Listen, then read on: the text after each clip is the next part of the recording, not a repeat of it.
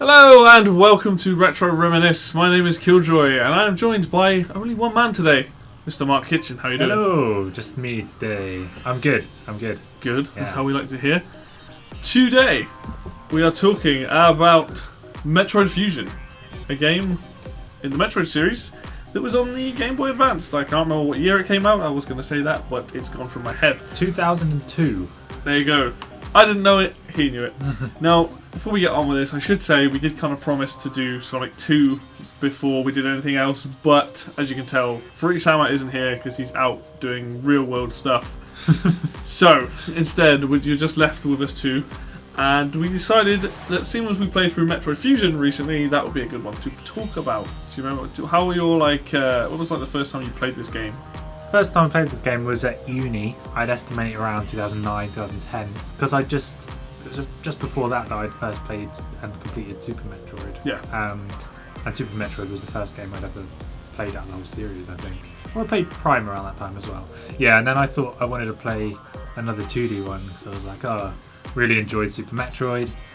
So I borrowed the Game Boy Advance off one of my housemates and the game itself off another one of one of my housemates. So yeah, I vaguely remember playing it at my old student house, sort of laying on my bed on a little Game Boy Advance. Yeah, so it's good times really. Those were good years of my life, and I don't know, I think I remember completing it fairly quickly, maybe in just like 3 or 4 sittings or something, maybe 5 sittings, I don't know.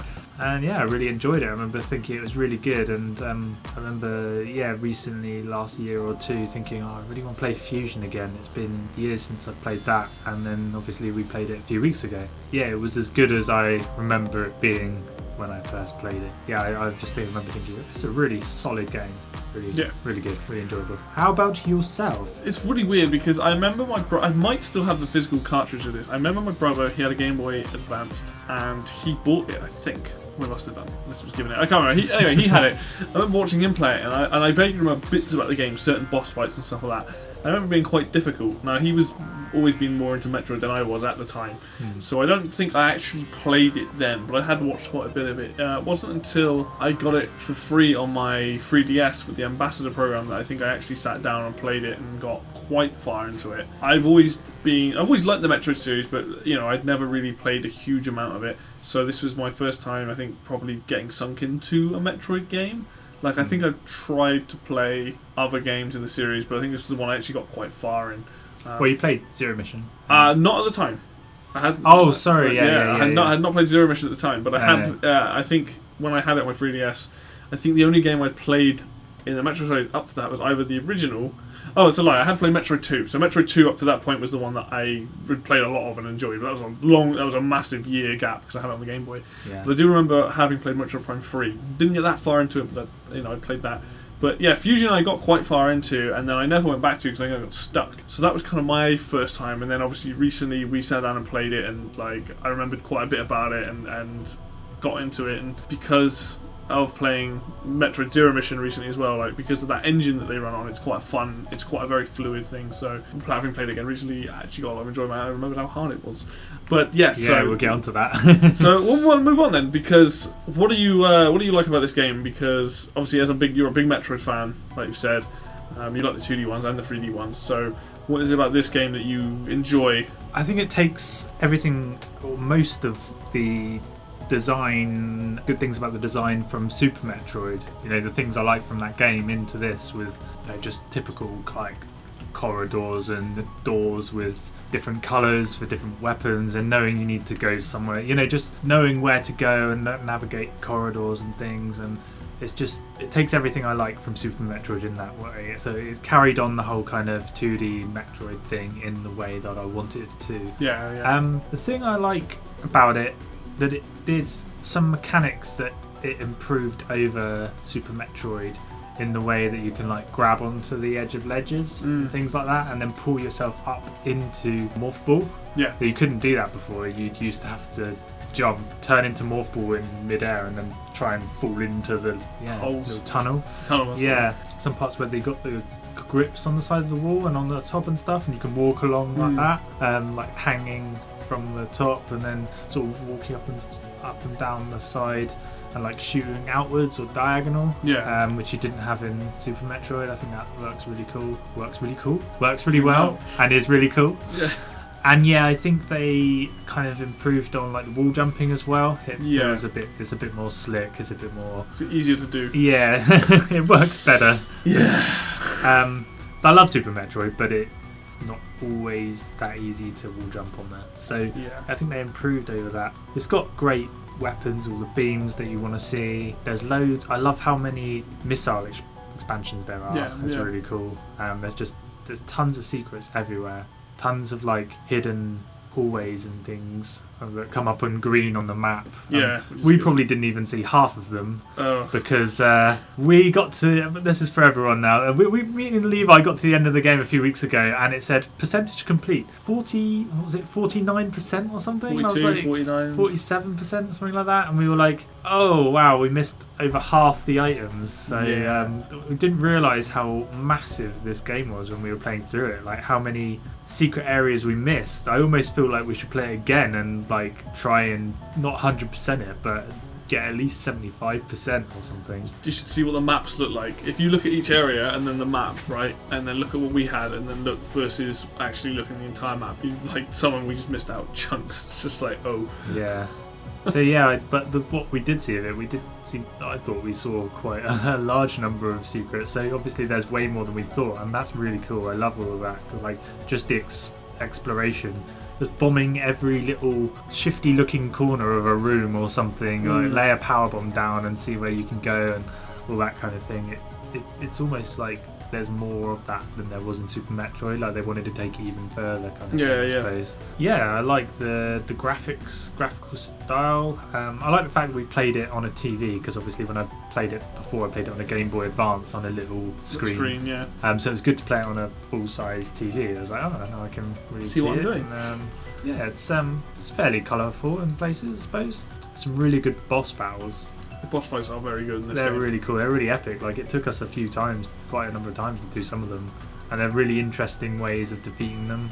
Yeah, just that one where you're hanging along the top, doing monkey bars along the top, and trying to shoot missiles down that like spider thing. Yeah, the spider robot thing. It's just a very varied way of doing. Each boss has different, like you have to learn where you need to move to and how you should move around. A lot of ability involved. I probably shouldn't call it the spider boss, because there's a separate spider boss, isn't there, that's like up and down the walls, but it looks like a spider mechanical robot thing, isn't it? Spider machine type thing. Whereas the actual spider boss is the one that bounces around, tries to pick you up and attacks you. The one you kill it and you get space jump, I think is what you get. Or you get space jump just before it.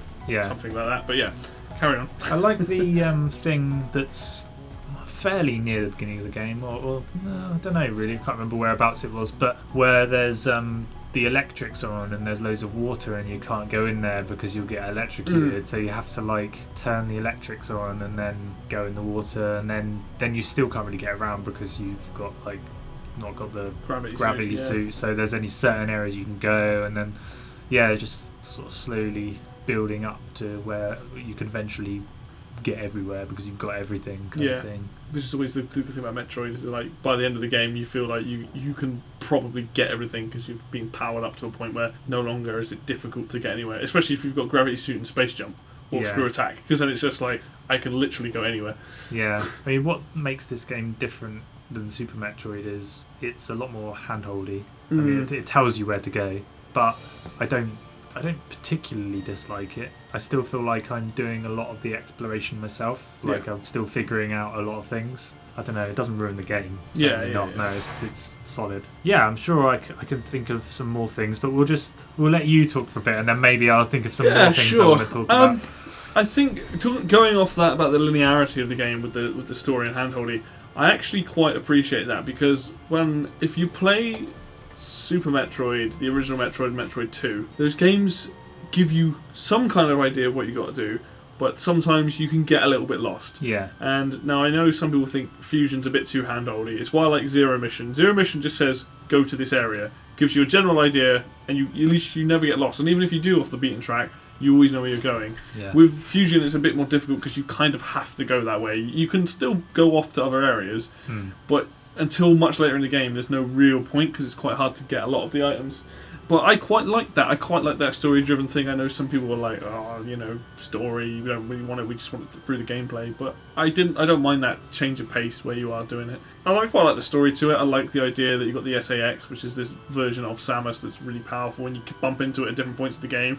Like, epic music starts playing, you're like, "Fuck, I gotta run away," and and all that. But like overall, I do like the game. It's much harder than Zero Mission. That was the thing that got me when we played it. Was like there were times where it just felt really difficult. Even just common enemies were like, you know, taking off a chunk because you don't get rewarded with that much health. Not to start with. When you collect the X, it's like 5 health. It's not until you find the big icy ones that's a lot of health. Do you remember that bit where we came out from a save point in the bottom right, and then there was like it was just before we saw the SAS. We had like no health, and we were trying to collect health and then go back to save it. And if you got hit like with the amount, we probably had like a couple of energy tanks, but if you got hit like 2 or 3 times, you'd be dead. Yeah. Like each hit took off most of an 70 health energy tank, which is considerably more than Super Metroid. So it was quite tough. You had to kind of defeat a lot of enemies without being hit once and collect all the viral the health. X and stuff. Yeah. No, I mean it's difficult. I mean, when you consider, I mean, there are 20 energy tanks in this game, which it kind of like makes sense in the grand scheme. You know, the more energy tanks, you're probably going to take more damage, but it didn't really ever feel totally unfair. It just sometimes there were points in the game where you're just like, good lord, this is difficult. Luckily, what I like about this game is the controls are very tight. I never felt like I was struggling with the controls. Only part from my hand was hurting from bashing the fire button from so much repetitive strain injury. Yeah, the only thing that I didn't like was I think purely me more so than the controls. Was when you got the diffusion missiles that you could then, when you hold down the button for the missile, it would charge up and fire, and the ice would come out. It kept confusing me, thinking I was holding down the normal charge shot. So there were times where I was like firing and I was like, thing. But like, I mean, that was more, I think, me just forgetting that I was holding down. But I like a lot of the weapons you get in this. I like the suits. I like a lot of the environments. I find that the game, like, even though it is more linear, it felt like we were always progressing. I never felt like we were too stuck and we did get lost. It was always in a room around. Graphically, I like it as a Game Boy game. It looks really, really nice. Quite frankly, it takes a lot of. What I liked about it was it took the map system from Super Metroid and made it better, because with Super Metroid, if you go into a room with an item, it doesn't change the symbol when you get the item, it just always makes it a circle. Yeah. Which is really annoying, because you're like, have I got the item from there? I can't remember. With this, it tells you when you've been into a room and you've got that item. I never felt like I was lost in it, and it's all in all, I think it's a very well-made game. I didn't feel like it was overly glitchy or anything. There wasn't any like stuff like that was causing us any issues. I never felt like the game was like completely unfair. So I think as the game and the story and stuff, I like the story, I like the gameplay, and I think for the most part it's actually a lot of fun. Like, I think it's a good Metroid game. I wouldn't start with it because it's quite hard. But if someone's looking for quite a challenging Metroid game, then I would say definitely. If you don't like things that are a bit more linear, and you like your Metroid games a little bit more sort of kind of take your own pace and stuff, then maybe not. But it is a good game, and it's very enjoyable. I can see why you compare it to Zero Mission, because it is quite similar. A lot of the mechanics are the same, and same engine. They got the same same engine, so the map looks similar, kind of thing. Obviously, Zero Mission came a couple of years after, and it was a remake of the original. But yeah, they obviously took what they had from Fusion and were like, well, I think this would work well to make a remake of the original kind of thing. They obviously knew that they'd done well, because the game was really well received. It got critical acclaim. It's a solid game, and the nice thing about it is it's got that. It's very dark, which I think is what the Metroid series for the most part does really well. If you look at like Zero Mission, even though it's quite dark, it's a bit lighthearted. The music's a bit more like, yeah, let's go forth and do this. And whereas Fusion is very like creepy, very eerie. Yeah. You're not always sure what's going on. You're not really sure what's around the next corner. Like when you enter the bit where the reactor's gone down, there's like nothing around for ages, and then it comes back on, and there's like bees and space pirates, and and it's like the nocturnal area, and like it does set this mood of you are very much alone. You and this AI versus this virus. And like I said, you bump into the SAS and suddenly it's like panic mode, because you're like, well, I can't fight this thing. You're like, ah! Yeah. And the game has really good tension. And to your point about the boss fights are really good. And when we ended up fighting Nightmare, which is the big thing that the void changes gravity, that took a lot of attempts, and it took a while to realise that we could miss its face. Yeah, and then I did it first time. But what's cool about that is you consistently see that boss before you even fight it, flying around in the background. Yeah. And you go back to the area and everything's smashed up, and you're like, uh-oh, something's escaped. Yeah. And you finally face off of it, and it's this horrible thing inside this machine, and you're like, oh, his face is falling off. Yeah, it's quite a horrible boss, but for the most part, the boss fights are actually pretty good. They are hard, but they're pretty good. The second time you fight the sort of crueler security droid is quite difficult. I don't have many gripes with the game. I think the game for the most part is pretty solid, plays well. You just have to be prepared that it's a bit more harder, and you need to sort of learn the bosses a bit before you. I mean, you can do them first time; it's totally feasible, but they are quite difficult. What I do like about not necessarily doing it first time is trying to figure out the best strategy. You learn, you sort of, when you repeat it, you know what to do, you know where to go and how to time things, kind of thing. Yeah. So it didn't feel annoying not to do the boss the first time, or have to take 4 or 5 attempts at it. It felt like, right, now I know that he does this pattern he moves in this pattern, and I know to be positioned here, kind of thing, and then you see yourself progress. You get a bit further and further on until you complete it, and it's quite rewarding. Yeah, I felt like it was well structured and well paced. I never felt bored the whole time we were playing it. I know it only took 3 sittings, but I felt gripped the whole time, and I know the last sitting we did was 4 hours, but I didn't get bored at all through that. I mean, I know a lot of that.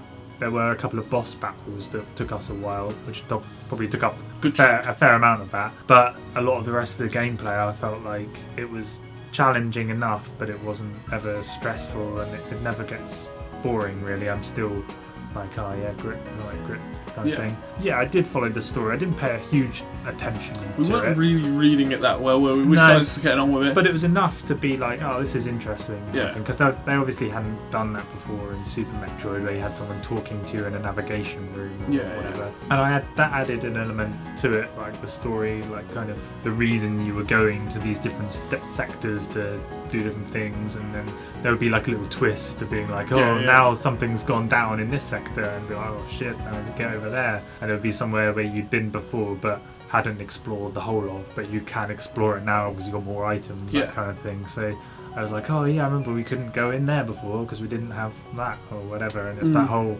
joy you get from playing a Metroid game when you go back to a previous area and realise you can progress further through it. It is hard, especially when you first start out and you don't have any energy tanks. Yeah. And you're brutal.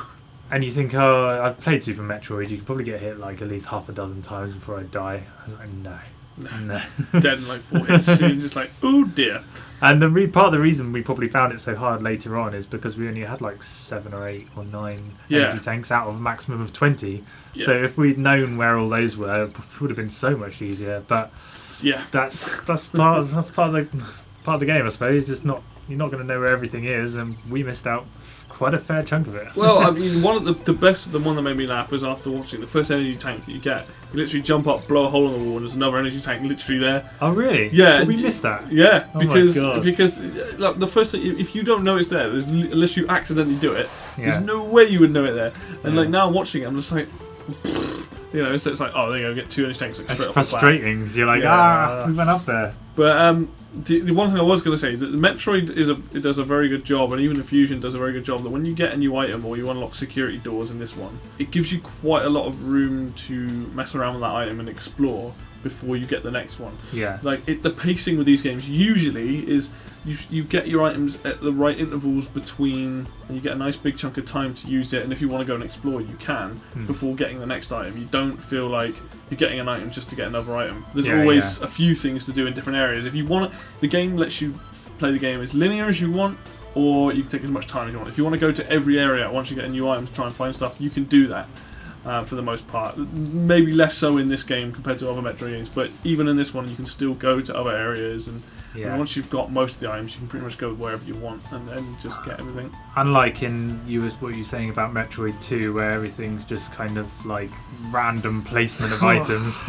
Metroid 2 is a whole nother beast. We'll get onto that at some point, but that's very odd, that game, in terms of placement of items. But the items and stuff in Fusion are nicely spread out. You get them at a decent time. You get them through a few different methods. Sometimes you get them through weapon download stations. Sometimes you get them through like fighting bosses. It's just kind of weird, but it doesn't really matter. You always got enough. There's a lot of items in this game as well. Like, I mean, my favourite is screw attack. Once you get screw attack, it's just like you just literally screw up all the enemies. Yeah. It's great. I love it. But I like the different beams, and I think like I said, the placement of them and the timing between getting them is good. So.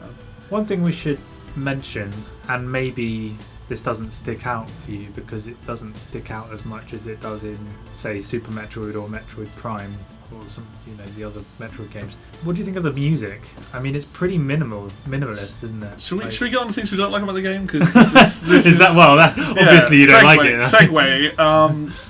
Let's talk about the music to start with then for this part. The music in this game is boring. It's not Brinstar. It's not Brinstar Depths. It's not anything from the first game, the second game, what little music that had, Super Metroid, Metroid Prime. The music in this game is so generic sounding. It is atmospheric in times where it's like, you know, like, and something's going on. Yeah, it doesn't make it kind of creepy in areas, and I do like, even watching a video earlier, I was like, oh yeah, I remember feeling like creeped out at this point. It's nowhere near as cool as some of the music from like Super Metroid or Metroid Prime or anything like that. I mean, anywhere near as atmospheric as Fendrana Drifts from Metroid Prime. You've got to shove that in there. I mean, or like Lower Norfair in Super Metroid. Or Brinstar, yeah. But I think the problem is if you said to me hum a tune from Metroid Fusion, I couldn't do it. Yeah, like, even though we played that game for long sittings, the only bit of music that I know is only it's like the bit that you get between. That's the best bit, really. Area 4. I can't know what Area 4 is. Has some decent music, but even then, it isn't Fendrana Drifts. It isn't Torvus Bog. It isn't Brinstar. Like, it's nowhere near as memorable or as catchy. And I think that is a big flaw for this game. Like, when I play a Metroid game, I want to hear those really good either atmospheric tunes or just like even with Brinstar on Zero Mission or the original, where it's like just really like upbeat, and like through that entire area you just feel like you're running around. It's really powerful and stuff like that. Yeah. In this, you just get it might as well just be bleeps and bloops. Like it really doesn't. It's just enough to carry you through the game, like to stop you from feeling a bit mad, but it's just isn't enough. And I wonder whether it's possibly because it's all set on a space station. All the environments are fake environments, fairly similar. They're not as varied as that's true. Like Metroid Prime or Super Metroid, where you'll be, say, Metroid Prime, you're in like caverns, ice place, like fiery caverns, and then you're in the snowy Fendrana Drifts, and they're so extremely different. Whereas the environments in this game, you're all in just different sectors of one space station. Yeah, it's very scientific-y. Like so very maybe sci-fi. That's why they didn't make like Sector 1 have some extreme music, and then Sector 3 have something totally different, because it wouldn't make sense, because it's all just different sectors of one space station. You know what I mean? So maybe that was their logic, but I still think they could have done more with it, made it a bit more exciting, a bit more dramatic. It's weird because when you listen to Zero Mission, and I know this is a remake, like I know a lot of people criticise the Game Boy for not having the best sound chip, but I actually really like those versions of those tunes. Kraid theme that like really, really sound good to me, and like. It's probably a different team that made it, but I just feel like that the music, I know they go for that atmospheric and kind of aloneness, but like Metroid, even though it has that, a lot of the tunes are still something stand out about them. Like, we take Fendrana Drifts, I don't know how many times I'm going to mention this, but Fendrana Drifts, like, when you get there, it is atmospheric, but you get that, like, that it's like that main melody. It's like peaceful euphoria, just like, I've just come through, like, the magma caverns, and now I'm just into this serene, snowy, like, peaceful, lovely place. But it still has a beat behind it as well, so you not only got the tune, you've got that melody, but it also feels quite atmospheric. Even Brinstar in Super Metroid, where you the bit where I can't think, it's Green Brinstar, whatever it's called, where it's like very like slow, but it's like the plant life. The red one. Sorry, red one, and like that sort of area, it's still really catchy. That tune is like really memorable, That's iconic, isn't it? Yeah, It's like, Fusion has none of this. Like, I don't know. If someone said to me they love the Fusion soundtrack, I would just be like, why? yeah. Like, it's not that it's bad. It just doesn't stick out. As my Other favorite than phrase that is, one bit that you sang a couple of minutes ago, there's nothing else. None of the other bits are memorable. Yeah. I couldn't sing anything else. of No. Yeah. So we probably shouldn't just rag on the music anyway. But you know, I do find it quite boring. It doesn't drag the game down as a whole. I mean, it could, but Yeah. the game, it doesn't detract from how great the game is. It's still a great game. It's just a shame that there wasn't some lively, more slightly more lively music. I in will there. say that when you fight Ridley in this, you do get quite a good version of Ridley's theme.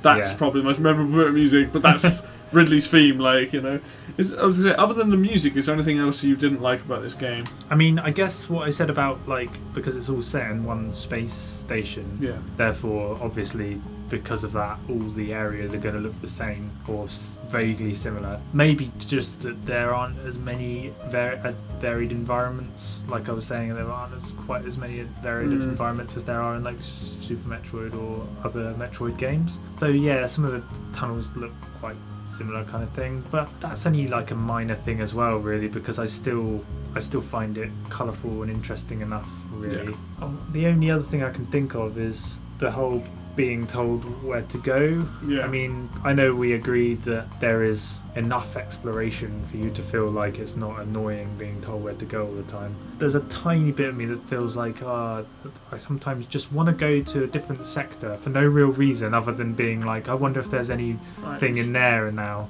But then again, you realise that you go back to every single sector a second or possibly third time anyway. So, but you don't realise that until you've been told you need to do that. Yeah, so I didn't find it too, like, I didn't mind the handholdy stuff too much, but maybe there was just the occasional two where I was like, be nice to be told where to go. I don't have too much gripe with that, to be honest. I have far more positives about the game that made me think, I don't worry, I'm not too bothered about that. If I want to play a game that doesn't hold my hand at all, then I'll just pick up Super Metroid again. You know? Yeah. I've got the best of both worlds, you know, a fairly sure. handholdy but really fun game, and a completely unhandholdy game where I can just explore and also have loads of fun. So it's not like they did Fusion first and we were like, oh no, we want more exploration. They've done that with 3 games before, you know. It's necessary just to experiment, isn't it? Yeah, it's just what the game is. Is there anything you don't like? Anything else about? I will say that the final boss is kind of a bit crap. So we did that like first time really quickly. I can't even remember really you doing it, to be honest. It's kind of 2 bosses in one, because you fight SAX. Eventually, you fight SAX in that room, and you know, freezing it, hitting with a plasma beam, which is kind of fun, like, because it's kind of got all your abilities and whatever. And then you run to your ship, and you have to fight this Omega Metroid that's on the ship. You've killed this X then realises they need to go into you, and then you basically, it kind of does like that mother brain thing with the Metroid. You get like the rainbow beam and you just blast the shit out of it. Now admittedly you're on a timer, so because of the timer you can't have a very long boss. I think the main boss is that you've just fought the SAX and killed it and it sods off, and then this is just another obstacle. But like, you know, if you take Metroid Prime 2, where you fight Emperor Ring and then you fight Dark Samus, don't you? Yeah. And in Dark Samus you have like a 5-minute time limit or something. You have quite a bit of a time limit to fight her, and it's a full-blown boss fight. Yeah, but in that game I was still like, shit, what am I meant to do? And I paused it because I just defeated Emperor Ring. I was just like, I paused it and I googled what to do because I was like, I don't want to die now and have to do Emperor Ring again. But yeah, sorry, carry on. Yeah, but like, it felt like 2 boss fights. Yeah. I think with this it feels like you have a boss fight and then it's just an annoying obstacle. If you're good enough, you can just blast it and defeat it quite quickly. I mean, I almost died, but I did do it first time. And it's not a huge pull around the game. It's just I think I would have preferred the final boss being SAX in a room, like mano a mano, and not the Metroid. I get that's quite a nice twist at the end of the game. I just feel it's maybe a little bit unnecessary. Coming back to music as well, like the music in the boss fights is a lot better than the music in the general game. I remember there being some quite full-on music when we were doing that one with the robot thing moves. So yeah, I think it's a shame that boss at the end isn't that great, but at least there were some pretty epic other boss battles, I suppose. It's just a shame. It's a vaguely, not disappointing ending, but a vaguely like lower ending than you may have hoped, I suppose. Yeah, I mean, the nice thing is when the story, if you follow the story, there is quite a nice twist where you find out that the Galactic Federation is breeding these Metroids and trying to like get them quickly. So obviously fighting like a Mega Metroid, I think it's a Mega Metroid at the end is like, it's a big thing. But your point about the music, yeah, there's that real cool like that when you fight the actual spider boss where you're trying to grab you and stuff. There's like a real like pumping like disco dance music stuff going on, which is quite good. But yeah, like the final boss, even though I can't know what the music was for the final boss, like gone. It's not a massive thing on the game. Most of the game is pretty good. If I had to say anything else other than I don't like about it, there isn't a huge amount. Like there's nothing I had a problem. There was no problems with the controls. Like I said, there was the thing with the fusion missile where I kept thinking I was holding a charge shot and I wasn't. But that was more on me. And it's only really like that boss fight and the music being really disappointing. Maybe the game's a little bit too hard and there's a lot of items in it. I think that is probably the only other thing is the actually getting 100% of the items. You can only do that at a certain point in the game. So once you fought Ridley, I think there's only a few bosses left. I think it's before you fight the SAX at the end. I think that's the only opportunity you get to get all of the items, which the problem is at that point, you're never going to run out of either missiles or power bombs and things, so it almost feels a little unnecessary. Now, I only know this from going back and watching a full 100% playthrough, and even if it's not all 100%, like, 80% of those items before having to that at that point, it's a shame that you have to get to the very end of the game before you can go back and get most of the items. Yeah. Not like in Super Metroid, where if you save it in...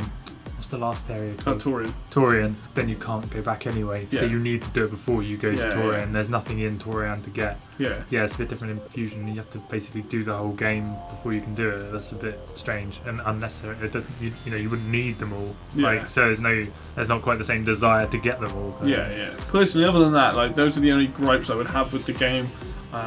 Because for the most part it's a fun Metroid game and it's exactly what it's trying to say. It's just a shame the final boss wasn't a bit more epic, or it'd be quite cool if you're in the ship trying to shoot something from the ship or something. I don't know what else they could do there, but I feel like the SAX was kind of like the real final boss. Yeah. And then you then have to fight this Metroid, and it's kind of trying to, reference Super Metroid with that whole thing with the Metroid and the other brain where you've got like the beam and you're just basically annihilating the thing. But yeah, other than that, I don't think I have any problems with it. Like I think it was, there wasn't anything I was frustrated about or angry about. No. Bosses were hard, but other than that, yeah. Did you like the concept of the SAX? Yeah, I mean, it's kind of the same as Metroid Prime, like Dark Samus in those games. Yeah. It's just a different take on it. But yeah, I liked the idea that it was like a heartless killing machine. But for some reason, it's really tough. Like it shoots you like twice, and you're like, fuck. Yeah, it's just weird how the SAX is already like 100% powered up. But I think that's because if you read the story, the infected parts of her suit get sent to that thing, so they basically absorb all the knowledge that she has through the suit, and that's why they're like that. And also because for some reason they also get frozen by ice, so there must be something to do with the fact that you have Metroid DNA in you, because Metroids or something to do with the fact that Metroids obviously get frozen by ice, so for some reason the SAX can. I'm not sure why that is, but something to do with that, I imagine. But yeah, I like the SAX. I like the fact you find out at the end of the game it's like, oh, there's 10 of them or something. You're like, oh, it's not the same one following me. It's like, actually there's one in like every area, and you come across the SAX like 3 or 4 times. It's really creepy actually when there was a bit where we were morphballing through a tunnel. Oh, you could hear her. And you could hear her like walking on metal, like the kind of hair going and coming, and you're like, at what point do I fall into this room? I need to just hope that she's facing the other way, and then jump over her and missile her or something. Yeah, or like shoot the door the other side of her and just leg it through or something. Yeah, that bit was really well put together. It was hard because there's a lot to think about and you're trying to panic, but I like that bit. I do like the bit where when she's chasing you, because it gives you that sort of like, I'm still underpowered. I still can't fight this thing, until you get plasma beam, and then you get plasma beam, like, yeah, come at me. And you just annihilate everything. And that aspect of it was cool. It's a good thing. One of the highlights of that game is the SAX and avoiding the SAX. I mean, you can trigger it really early on and like try and fight it, which is a dumb idea, but you can, you get to see this thing, like the bit where you're going down the elevator goes off screen, you see it blow open a door and walk out, and you're just like, uh-oh. Shit. It's like, I've got to fight that later. Yeah, that was really cool. Yeah, it's a really well put together idea. You just see it's like no eyes. It's like, uh-oh. Is there anything else you dislike about this game or like about this game? I don't think there's anything else I dislike. You're talking, I think you may have mentioned like you've never had any problems with the controls or anything, and when you said that I was thinking, yeah, I really like the controls. I think they're really tight. Yeah. I think it's but I think I already did mention that they improved on Super Metroid with that. Yeah, they say with wall jump. Wall jump is a good example. It's much easier to pull off, and also I don't think the game ever even tells you have a wall jump. Like it probably does in the manual, but I don't think the game. It's the same with Super Metroid. I mean, you find out later that you can do it, but you never know from like the start of the game that you can actually wall jump in those games. Yeah, you can do it. Same with Zero Mission. I believe you can just wall jump from the start, but I don't think you need to do it that much in Fusion, really. I can't remember whether because they've got those things where you can climb up the walls on the little thing you can hold on to.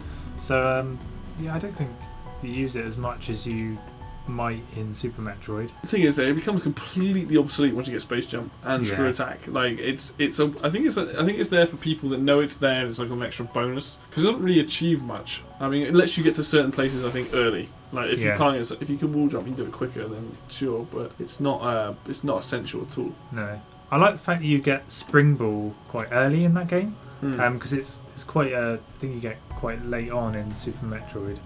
I've had several runs in Super Metroid where I just haven't bothered to get it because it's been quite late on. You don't really need it.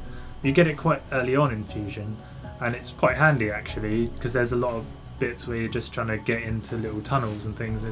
It's nice to just be able to bounce around in morph ball mode. It just gives you a bit more mobility and stuff. Yeah, rather than having to drop a bomb, wait for the bomb to blow. Yeah, instead of just I like the whole kind of bombing yourself up to areas, and you do get you get that here and there. But I also like the fact that you can get Spring Ball in there and you can just makes it much easier. All over the place really. All right, so my last question, I suppose, is: do you think the game still holds up? Yes. I don't think it seems dated at all. Doesn't feel it.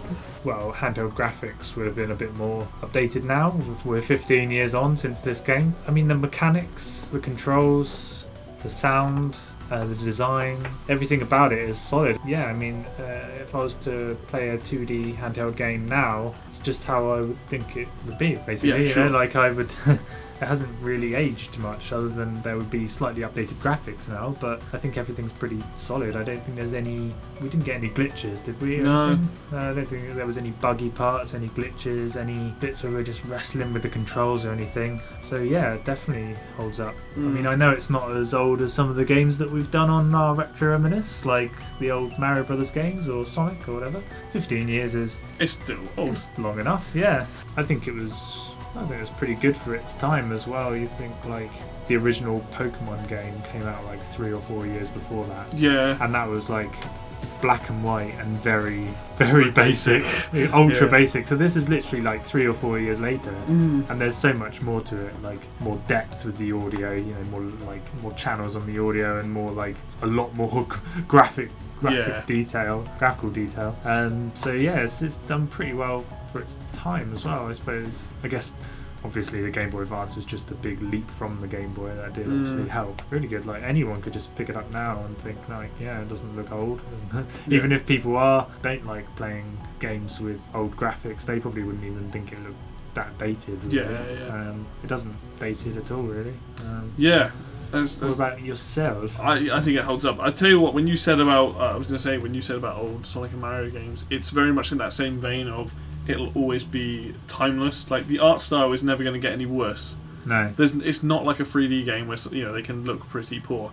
Like this game is a nice 2D art style. What Nintendo should probably do with it is remaster the game, maybe give some updated visuals to it, updated sound, and package it with like an updated version of Zero Mission and sell it. Maybe in another like 10 years or something, but or like give them just give them a nice new art style or something, because even now it doesn't need any of that. I think the game looks decent for a Game Boy Advance game. It's clean, it's clear, you can see what you're doing, it's colourful. Like it's a really colourful game. Even where it's set, it's still a very colourful game. And I like it for that. I think anyone who wants to play a good solid Metro game, this is a good jumping in point. This and Zero Mission are handheld games, but they're also solid Metroid games. Yeah. Like if you want to start with places, start with these two. I would say start with these two before you play Super Metroid, only because Super Metroid I find personally the controls a little bit harder because of the floatiness and the way the buttons are laid out. Play these two first. They're very similar in terms of how they handle, and Zero Mission is Fusion is just going to hold up forever. It's never going to look like I said, a little worse. It's never going to play worse. It's just solid. Yeah. And I don't think it's ever going to look dated now, is it? Even if we did this in like this video in like 10 years time, I still think we'd feel the same as we do now about it. You know, there are other games on that system that will look and hold up, and there are ones that won't, but this just has a nice art style, and it's because of that design on it and how clear everything is that it's never going to be like... I think it's got great replay value as well, because it's just so addictive to play. It's just really fun. There's never a point where I got bored. I know I've said this already, but there's never a dull moment, basically. And it's not that long, reasonably shorter than Super Metroid. Like I said, we did it in 3 sittings, so once you completed it, and if you really enjoyed it, you could be like, well, it didn't take that long, so I'll play it again. Even like in a couple of months' time, just be like, oh, I'll just play that game again. It was really good, kind of thing. And then also try and find more items. Yeah, so obviously, in terms of holding up, its replay value is important as well, and I think it's definitely a replayable game. It's really fun. I think the thing with the Metroid games, most of the ones that I've played personally have always felt, except for the first one, because the first one is just, there's no point playing that anymore. And like I said, when you build a game that has tight controls from the start, because I think that's the problem. Some games, you play them at the time, they're good, you play them later on, if new mechanics have come in or new control schemes have come in, you're like, oh, this is wonky.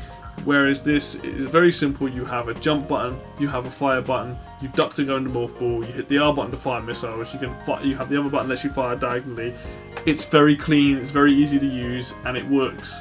Yeah, it doesn't take... It takes less than half an hour, probably 10-15 minutes to get used to the controls. Yeah. And then they're just kind of muscle memory after that. Maybe a bit easier for me because I've played other 2D Metroid games as well. But I don't know, just having the whole 8-direction shooting makes it a lot easier than, you know, a lot of modern first-person shooters with dual analogs kind of thing. A lot of people find that difficult to get used to. Yeah. But this is a lot different in the way that you'll just be pressing one button to jump. Like just holding one button to change over to your missile launcher and then firing. The speed booster, in this game you just hold the directional button and it will just do it after a certain amount of time anyway. Yeah, and like you say, you just press down to go into morph ball and then another button to press the bottom. It's just really easy to pick up. The controls are quite simple and they don't need to be more complex than they are. It's pretty simple. It's pretty much the same with the original Mario Brothers games. It's literally 2 buttons. Yeah. And that's why this works, is because this has 4 buttons technically. You're pushing jump and shoot, and that's it. It's the same with Mario Bros 1. You just have a jump and a shoot button. Yeah. The idea that it has similar controls to like a Mario game where you can jump and you can run and shoot, there's 2 buttons for it. That's what makes these controls really good. That's why they're going to be timeless. It's not complex. And the nice thing about this game, we didn't even mention, was it's quite fast-paced. You move quite quickly, and you land on platforms. You always feel like you never feel floaty, which is something I actually quite like. You feel fast in the air, you feel fast on the ground, and I think that's part of the controls, and that's why I think this game will hold up for many years to come. I think that's pretty much it then. Like, I think I've said everything about the game.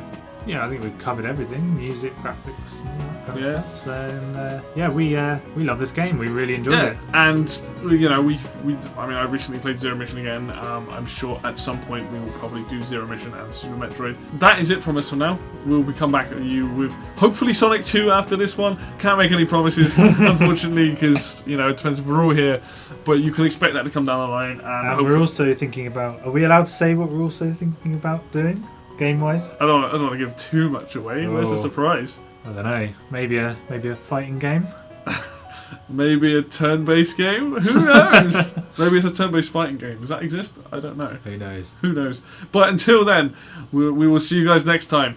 Goodbye! Thank you.